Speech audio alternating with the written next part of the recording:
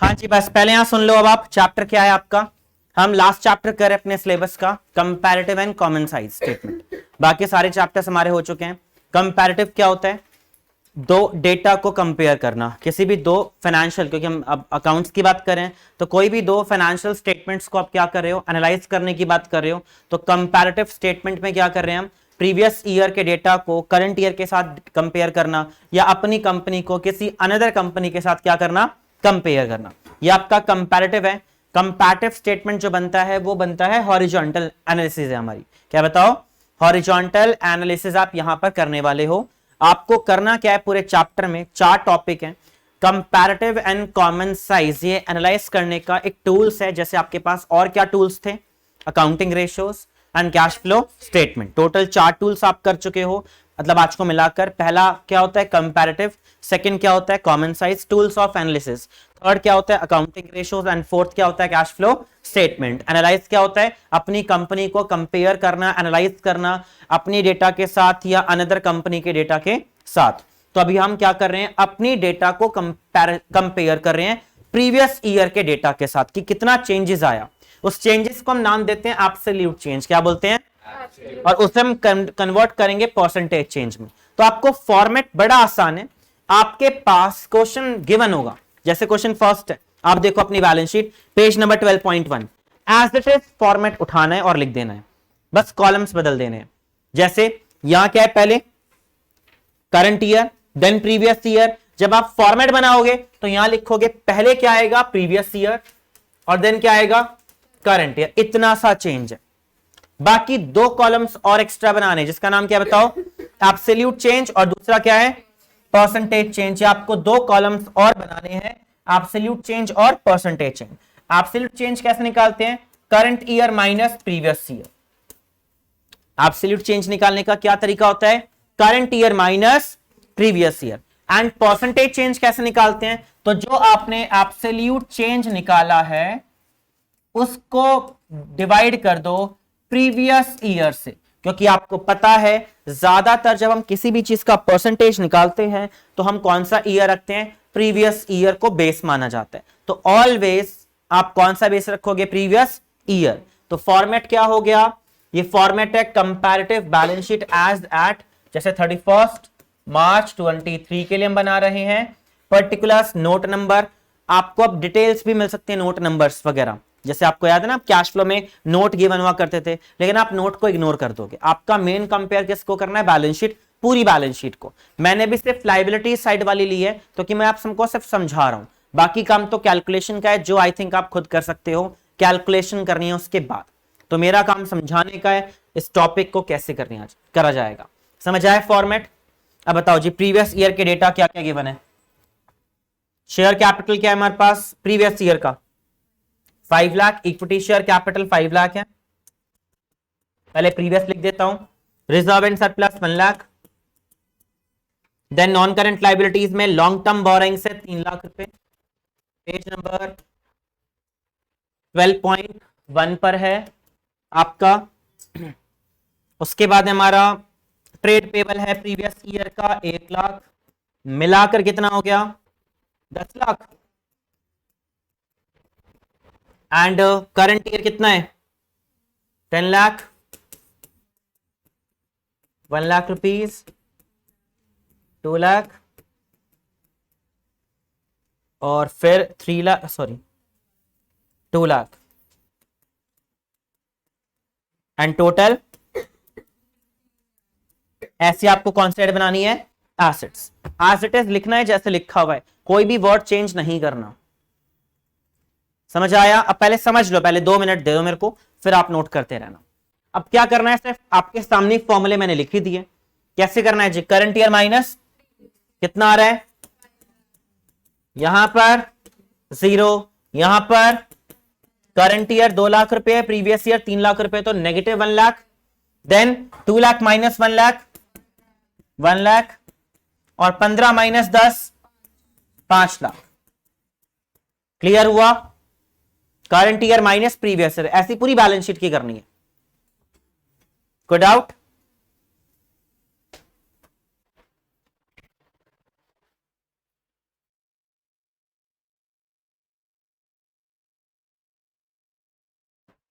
हाँ जी, उसके बाद निकालेंगे हम क्या चीज जी, सिर्फ परसेंटेज चेंज। एब्सोल्यूट अमाउंट निकाल लिया हमने, अब क्या निकालेंगे, परसेंटेज चेंज। कैसे निकाला जाएगा, यहां देखो 5 लाख अपॉन 5 लाख इंटू 100। क्या करेंगे, 5 लाख अपॉन 5 लाख इंटू 100, कितने परसेंट आ गया, 100%। का साइन ऊपर लगा दिया है, नीड नहीं है दोबारा लिखने की। चाहो तो आप बार बार परसेंट का साइन लगा भी सकते हो, बट परसेंटेशन बेटर इसी तरीके से है 100%। उसके बाद दूसरे में कोई चेंज नहीं था, कोई परसेंटेज नहीं। थर्ड, यहां पर third 1 lakh upon 3 lakh into 100 33.33%। Clear. Then 1 lakh upon 1 lakh into 100% और 5 लाख अपॉन 10 लाख 50%। ये था कंपैरेटिव। बताओ जी कैसा सा लगा, मुश्किल?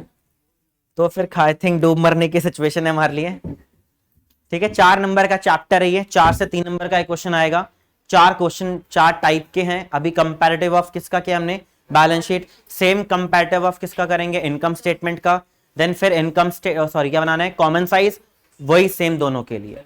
तो 2 टॉपिक है। हाँ जी, अपनी कंपनी को कंपेयर करने के लिए। जैसे मेरे को अब देखो, मुझे पता चल गया कि मेरा शेयर कैपिटल कितने परसेंट मेरा चेंज आया है, 100% इंक्रीज हो रहा है। मेरा रिजर्व एंड सरप्लस कोई फायदा नहीं हुआ, मतलब इस साल हमने कोई प्रॉफिट एक्स्ट्रा नहीं कमाया, एक्स्ट्रा हुआ ही नहीं। तो ये आप कंपैरिजन करते हो, जो मैनेजमेंट को आपको बेनिफिट मिलेगा। अकाउंटेंट का काम है ओनली कैलकुलेशन करके देना, वो हम कर रहे हैं। क्लियर हुआ कंपैरेटिव? सेम काम आपको पूरा बनाना है, पूरी बैलेंस शीट के लिए। कॉन्सेप्ट ये है।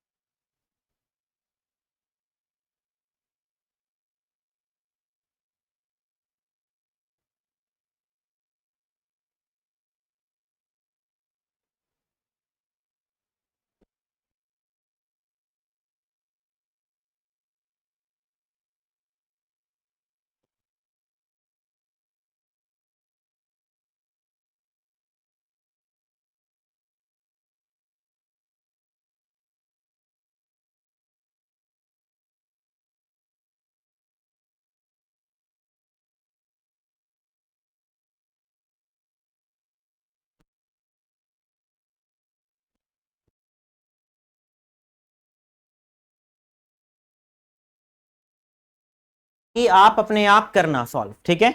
अभी ज्यादा नहीं, मेनली 4-4 5-5 पॉइंट्स लिख लो, ताकि घर जाकर आप 1-2 क्वेश्चन जस्ट एक प्रैक्टिस कर लेना। कोई डाउट तो नहीं? चले नेक्स्ट कॉन्सेप्ट पर। 2-3 चीजें आप सॉल्व कर लो बस, बाकी मैं आपको कह रहा हूं घर पे आप प्रैक्टिस कर लेना आराम से, क्योंकि मेन कुछ नहीं करना, सिर्फ एक कैलकुलेशन करनी है आपको बस। नेक्स्ट क्या है इसके अंदर, तो हम कर रहे हैं अब इसी को हम कॉमन साइज भी पहले कर ही लेते हैं। ठीक है, क्या कर लिया हमने, कंपैरेटिव ऑफ किस चीज का, बैलेंस शीट का। अब इसी सेम बैलेंस शीट का मैं क्या करा रहा हूं, कॉमन साइज, सेम का, अलग नहीं करा रहा, क्योंकि मेन तो कैलकुलेशन ही करनी है आपको। तो सेम क्वेश्चन को मैं कॉमन साइज भी करा रहा हूं, इसी फर्स्ट क्वेश्चन को। तो फॉर्मेट क्या चेंज है वो यहां पे प्लीज देखो। कॉमन साइज का again particulars as it is बनेगा, बट इसी को हम एब्सोल्यूट अमाउंट बोल देंगे। मतलब जो ईयर्स के बैलेंसेस हैं उन्हीं को क्या बोलना है बताओ, एब्सोल्यूट अमाउंट। एंड जब आप कॉमन साइज का नाम लेते हो तो कॉमन का नाम में ही दिख रहा है कि कोई एक चीज आपको आइटम कॉमन लेनी है। और बैलेंस शीट में हम कॉमन क्या लेते हैं, बैलेंस शीट का टोटल क्या लेते हैं, कॉमन। मतलब जो परसेंटेज निकालोगे वो बैलेंस शीट टोटल से निकाला जाएगा, बैलेंस शीट का टोटल आपका कॉमन है। ये आपका फॉर्मेट है। एक ईयर का मैं बनाता हूं, एक ईयर का आप बनाना। जैसे क्या है 2022 में बताना, शेयर कैपिटल वगैरह एक बार। इक्विटी शेयर कितना है 5 lakh, reserve and surplus 1 lakh, फिर 3 lakh, then current liabilities 1 lakh, trade payables 1 lakh, और एंड टोटल परसेंटेज निकालना बड़ा आसान हो जाएगा, क्योंकि बैलेंस शीट का टोटल 10 लाख रुपए है, तो इजी कैलकुलेशन है। तो करना क्या है, कॉमन साइज में क्या कॉमन लेना है, 10 लाख रुपए, 5 लाख अपॉन 10 लाख इंटू 100, क्या निकलेगा परसेंटेज बताओ? 5 लाख अपॉन 10 लाख इंटू 100 कितना आ गया? 50%। परसेंटेज जो आप किसका निकाल रहे हैं? बैलेंस शीट टोटल, 2020 का अलग, 23 का अलग। 1 lakh upon 10 lakh 10%, 3 lakh upon 10 lakh 30%, 33 30%, 1 lakh upon 10 lakh 10% then 100%, 10 लाख अपॉन 10 लाख। बैलेंस शीट का टोटल भी अपने आप से डिवाइड करना है आपको, हर चीज को परसेंटेज में कैलकुलेट करना है। ये कॉमन साइज था, हर चीज का बेस क्या रखा है आपने बताओ? बैलेंस शीट का टोटल। ये था आपका कॉमन साइज। ऐसे ही आपको 2023 का बनाना है। कॉमन साइज वर्टिकल एनालिसिस है। कौन सी एनालिसिस बताओ? आपने वर्टिकली एनालाइज किया है इसको, और उसमें क्या था? हॉरिजॉन्टल एनालिसिस था। तो 1 मार्कर क्वेश्चन याद रखना है आपको, हॉरिजॉन्टल और वर्टिकल एनालिसिस याद रखने हैं 1 मार्कर पॉइंट ऑफ व्यू के लिए। एंड यहां पर बैलेंस शीट का टोटल कितना आएगा? ऑलवेज 100%। सारी परसेंटेज को मिला के बैलेंस शीट का टोटल इक्वल 100% ही मिलेगा आपको। आया समझ? कॉमन साइज ऐसे 23 का आप कर लो। इसी क्वेश्चन को हमने कॉमन साइज से किया, तो पेपर में ध्यान से पढ़ लेना कि कॉमन साइज करना या कंपैरेटिव। पेपर में बहुत ध्यान से पढ़ना, क्योंकि गलती हम कर देते हैं, लिखा कुछ होता है और कर कुछ और आते हैं।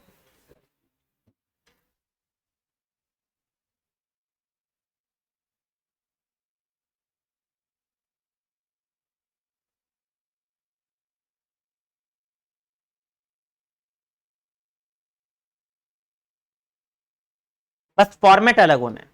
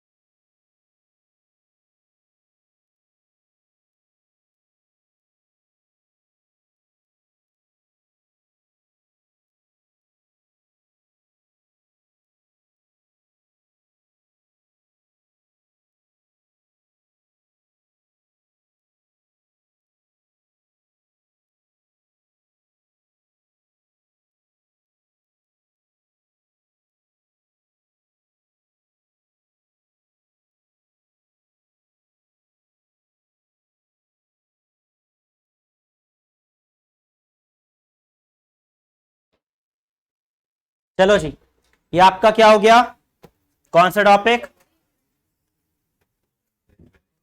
अब हम कर रहे हैं कॉमन साइज, इसी को ही कंप्लीट कर लेते हैं, common size of income statement.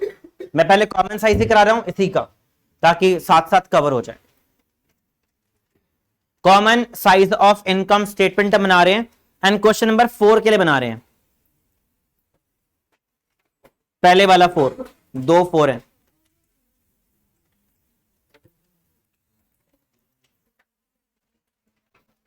Question number 4,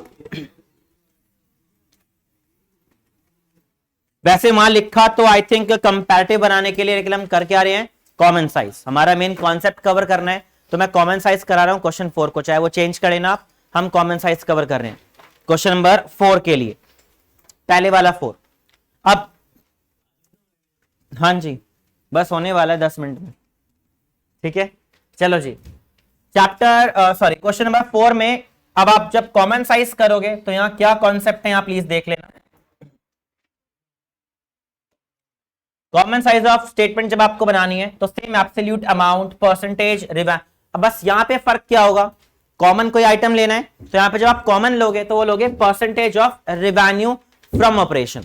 मतलब हर चीज का बेस क्या होगा, revenue from operation. Balance sheet में क्या था हर चीज का बेस, बैलेंस शीट का टोटल। यहां क्या है, revenue from operation. But problem इसमें एक होती है कि आपको इनकम स्टेटमेंट बनाकर नहीं मिलेगी। दो टाइप के क्वेश्चन आते हैं, कई बार बना हुआ मिल जाएगा पूरा फॉर्मेट, कई बार बना हुआ नहीं मिलेगा। जैसे मेरे पास फॉर्मेट नहीं बना हुआ, हमने अपने आप बनाया है।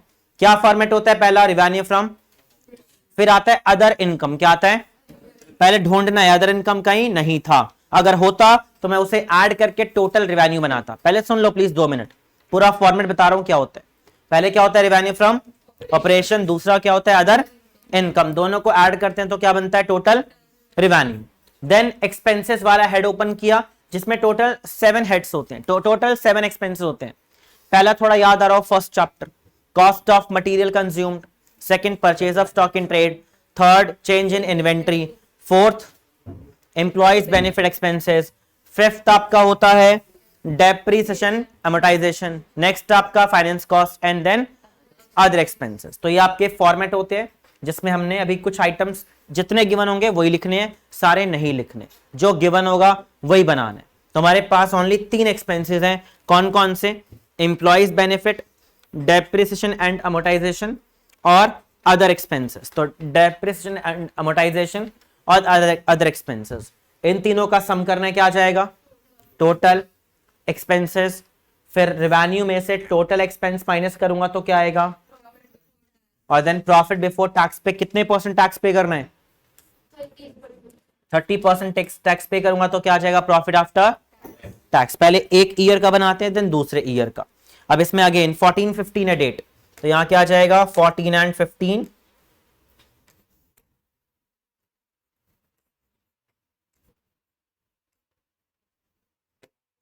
March 14 15 14 और 15। ठीक है, पहले एक ईयर का मैं कर रहा हूं, दूसरे ईयर का आप करोगे। कितना है प्रीवियस ईयर का रेवेन्यू, 45 लाख।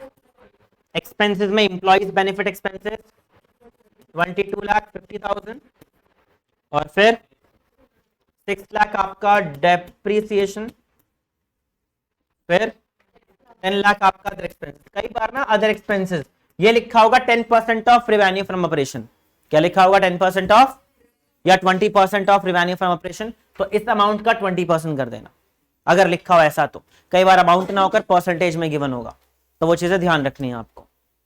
सम करके कितना एक्सपेंस आ गया टोटल, 3850, ठीक है, 38,50,000 टोटल एक्सपेंस। फिर रेवेन्यू में से एक्सपेंसेस को माइनस करेंगे तो क्या आएगा, प्रॉफिट। क्या आएगा बताओ, प्रॉफिट बिफोर टैक्स। कितना बचेगा, और इस प्रॉफिट पे कितने परसेंट टैक्स है, इस प्रॉफिट का 30% आता है 195। देन प्रॉफिट कितना बचेगा, 455। ऐसे आपको इस ईयर का बनाना है। कोई डाउट, ये तो अभी हमने फॉर्मेट अपने आप बनाना पड़ा, क्योंकि हमें गिवन नहीं, आप चेक कर लो। एंड देन वही कॉमन साइज में क्या करना है बताओ, 45 लाख अपॉन क्या रखना है बेस, रिवेन्यू फ्रॉम, तो 45 अपॉन 45, क्योंकि बेस क्या रखना है, यही रखना है, रेवेन्यू फ्रॉम ऑपरेशन। तो 45 अपॉन 45 कितना आ गया, 22,50,000 अपॉन 45, 50। ऐसी करो, करो अब सॉल्व, 6 अपॉन 45,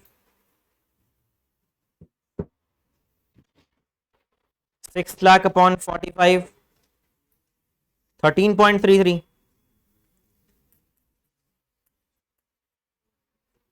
10 अपॉन 45, 22.22%, फिर 38, 50 अपॉन 45, 85.55,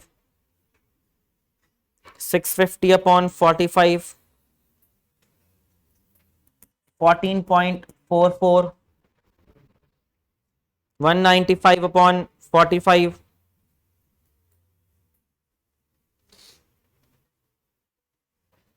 4.33, 10.11। हाँ जी, 45 लाख को बेस माना है हमने, और हर परसेंटेज किस पे निकाला है, 45 लाख। तो 45 lakh upon 45, 22 upon 45, 6 upon 45, 10 upon 45 into 100, percentage निकाल रहे हैं तो इंटू 100 तो करना ही है। तो हर चीज का हमारा क्या आ गया, परसेंटेज निकल कर आ गया कॉमन साइज, कि हमारा जो एम्प्लॉयज बेनिफिट एक्सपेंसेस होता है तो 50% होता है हमारी इनकम का, हमारा डेप्रिसिएशन जो है वो 13% आता है हमारी रिवेन्यू का। मतलब हम ये आइडेंटिफिकेशन कर रहे हैं कि हमारा कौन सा खर्चा कितना आ रहा है हमारी रिवेन्यू फ्रॉम ऑपरेशन का। क्लियर, ये है कॉमन साइज। ऐसे दूसरा ईयर आप बना लो।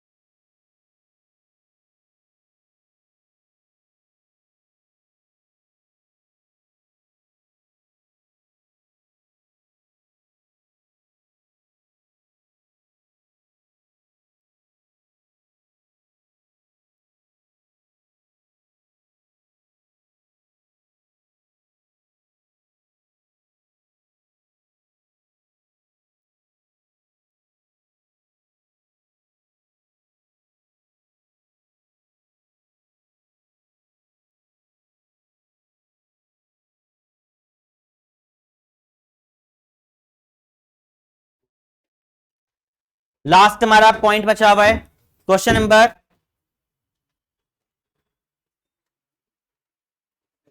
लास्ट कर लेते हैं, सिक्स, क्वेश्चन नंबर 6।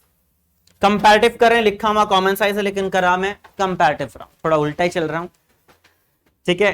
कंपैरेटिव करते हैं क्वेश्चन नंबर 6 को।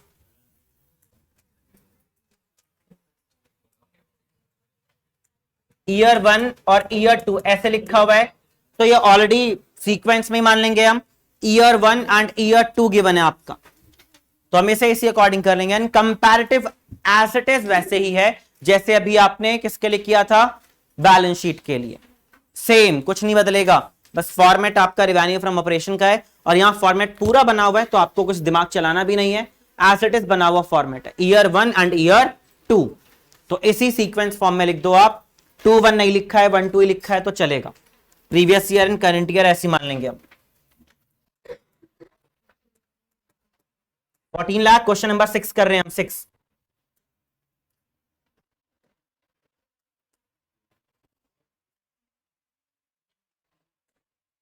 $14 और 40 लाख।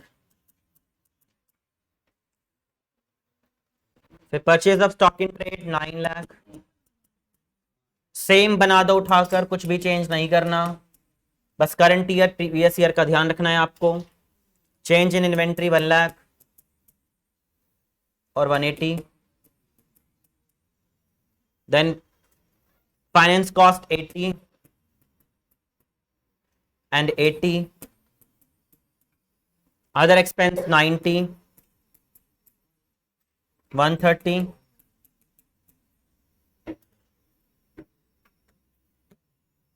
130। देन एक्सपेंसेस का टोटल कर लेंगे हम, तो 1170 और 1390। देन एक्सपेंसेस का टोटल हो गया। अब प्रॉफिट बिफोर टैक्स निकालेंगे हम, तो क्या आ जाएगा, 14 लाख माइनस 1170, 230 ऑलरेडी गिवन है, और 210, 40, 36। Then profit after tax 190। क्या चीज, अमाउंट गलत है, कैलकुलेशन गलत है शायद ना। कितना आ जाएगा एक बार बताना, 40 माइनस ये 30 नहीं आ रहा, 90, कुछ कैलकुलेशन एरर है, नहीं गड़बड़ है। 26 लाख 10,000, हाँ मतलब क्वेश्चन में गड़बड़ है, हाँ एक तो ही पढ़ने वाला है। चलो कोई बात नहीं, अब रहने दो अब, ठीक है, समझ तो आ गया ना, कैलकुलेशन एरर है, बट अभी फॉर्मेट गिवन है, मैं उसके अकॉर्डिंग ही करा रहा हूं, ठीक है, कैलकुलेशन एरर से। वैसे कितना आ रहा है निकाल ही दो अगर निकाल रहे हो तो, ये ठीक है 1390 है इसका टोटल, कर दो जब कर ही रहे हैं तो।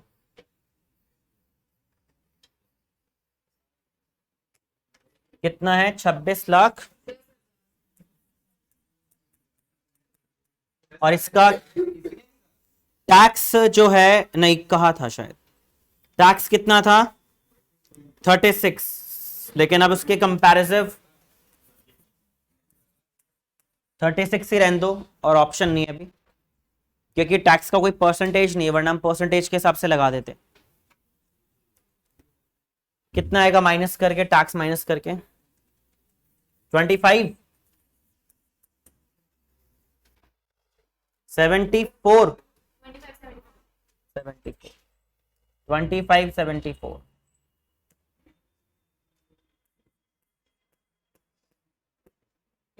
25, 74। ये आपका क्या आ गया जी, पूरा फॉर्मेट बना लिया। अब हमें करना है एब्सोल्यूट चेंज और परसेंटेज चेंज, वो अब स्टार्ट करना है।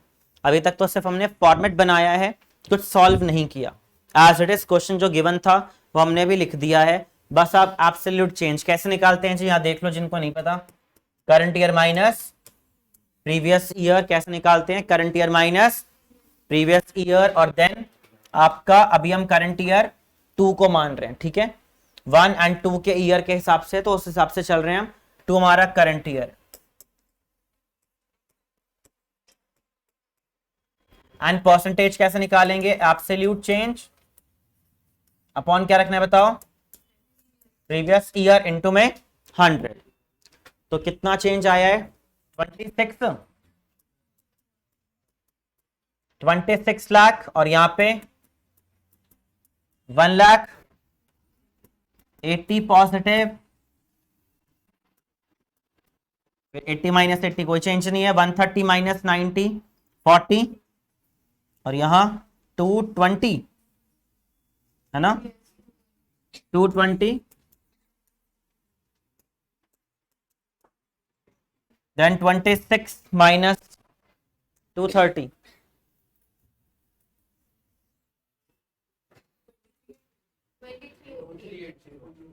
तो 2380, then minus 4,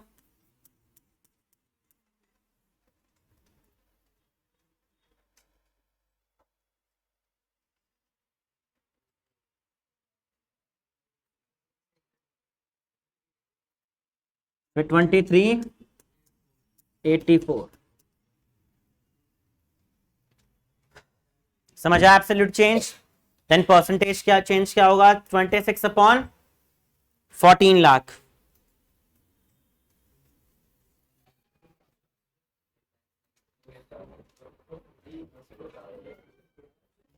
$185.71, 1 lakh upon 9 lakh.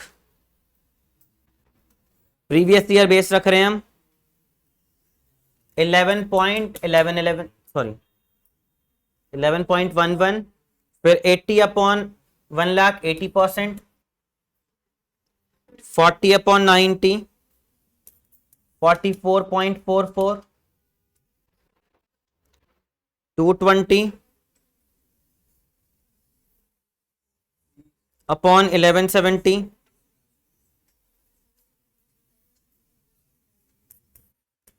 18.80, 2380 upon 230, 103,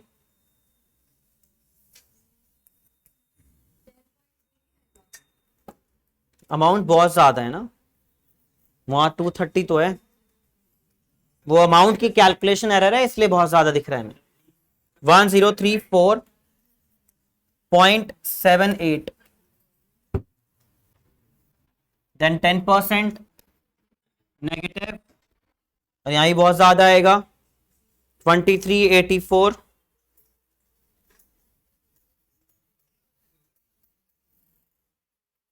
upon 190 into में 100,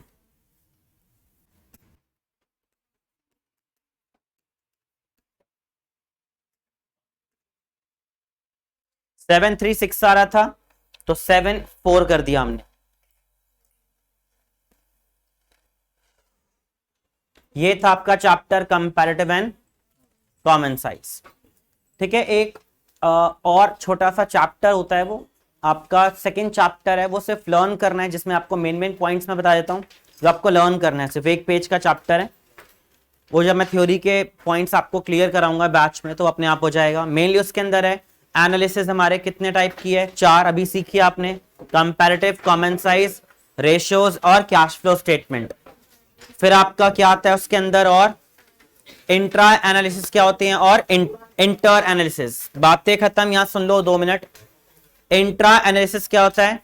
जब आप अपनी कंपनी को अपने डेटा के साथ कंपेयर करते हो, प्रीवियस डेटा को करंट ईयर के डेटा के साथ। और दूसरा क्या होता है आपका इंटर एनालिसिस, अपनी कंपनी को जब आप अनदर कंपनी के साथ क्या करते हो, कंपेयर। फिर आता है इसके अंदर एडवांटेज ऑफ फाइनेंशियल स्टेटमेंट्स के, क्या एडवांटेज है और लिमिटेशंस क्या होते हैं। तो एडवांटेज आई थिंक आप ऑलरेडी जानते हो, 11th क्लास से पढ़ते आ रहे हो कि हमारे पास एक्यूरेट क्या होता है जी, प्रॉफिट और लॉस कैलकुलेट कर पाते हैं, रिकॉर्डिंग्स प्रॉपर मेंटेन हो पाती है, कैलकुलेशन ऑफ ड्यूज आप प्रॉपर कैलकुलेट कर पाते हो, टैक्स कैलकुलेशन इजी हो जाता है। तो सारी आपके थ्योरीज हैं। एंड लिमिटेशंस क्या होते हैं, विंडो ड्रेसिंग इसमें की जाती है, manipulation of accounting, price level changes को इग्नोर किया जाता है, क्वालिटेटिव एलिमेंट्स को क्या किया जाता है, इग्नोर। तो ये आपके क्या है, लिमिटेशंस। फिर आता है इंटर एनालिसिस, और सॉरी इसके अंदर आएगा आपका एक्सटर्नल यूजर्स और इंटरनल यूजर्स कौन है हमारे फाइनेंशियल स्टेटमेंट्स के। तो इंटरनल यूजर्स में दो ही नाम देने हैं, ऑनर एंड मैनेजमेंट। क्या नाम देना है, ऑनर और बाकी सब कौन से एक्सटर्नल, चाहे वो आपके एम्प्लॉय हो, क्रेडिटर हो, डेटर हो, आपके पब्लिक हो, या फिर आपका इन्वेस्टर हो, या फिर आपका गवर्नमेंट हो, ये सब आपके क्या है, एक्सटर्नल यूजर्स। तो छोटा सा चैप्टर वो आप रीड कर लेना, कुछ ज्यादा है नहीं, बोर्ड एग्जाम में भी कभी आ जाता है कभी नहीं आता। सिलेक्टेड थ्योरी है, आज घर बैठ के आप लर्न कर लेना। सिलेबस एंड हो चुका मेरी तरफ से। अब हमें स्टार्ट करना है revision issue of shares, but जिनको रिवाइज करना है वो प्लीज घर बैठकर, ये नहीं कि खाली आए और शक्ल उठाकर ले आए और फटाफट, या मेरे को देख रहे हो कि मैं पहली क्लास बताऊं कि bank account debit to share capital क्या था, वैसी नौबत ना आए। मिनिमम से मिनिमम जिनको कुछ नहीं आता, घर बैठकर 2 से 3 वीडियोस देखकर आना, बेसिक रिवाइज करके आना घर से, ताकि यहां बैठकर हमारा काम है जी थोड़ा आगे का काम। और जिनको बिल्कुल कुछ नहीं आता उनका फिर मैं लिस्ट अलग बनाऊंगा, उनको फिर अलग बिठाऊंगा, बाकियों के साथ बिठाकर फिर वेस्ट नहीं कराना। क्योंकि मुझे 2 अब ग्रुप चाहिए, एक वो ग्रुप जो 95 प्लस जाने वाला है और एक वो ग्रुप कि सर पास करा दो, ठीक है। तो उन 2 ग्रुप्स को हम डिवाइड करेंगे, और जो 95 क्रॉस होगा उनके लिए अच्छे क्वेश्चंस होंगे, थोड़ी प्रैक्टिस ज्यादा होगी डीप तरीके से। और जिनको सिर्फ जस्ट की चलो ठीक है हमारा बाप का बिजनेस पड़ा हुआ है, कोई प्रॉब्लम नहीं है, उनके लिए अलग क्लासेस होंगे, ठीक है जी। मिलते हैं अगली क्लास में शेयर्स के साथ।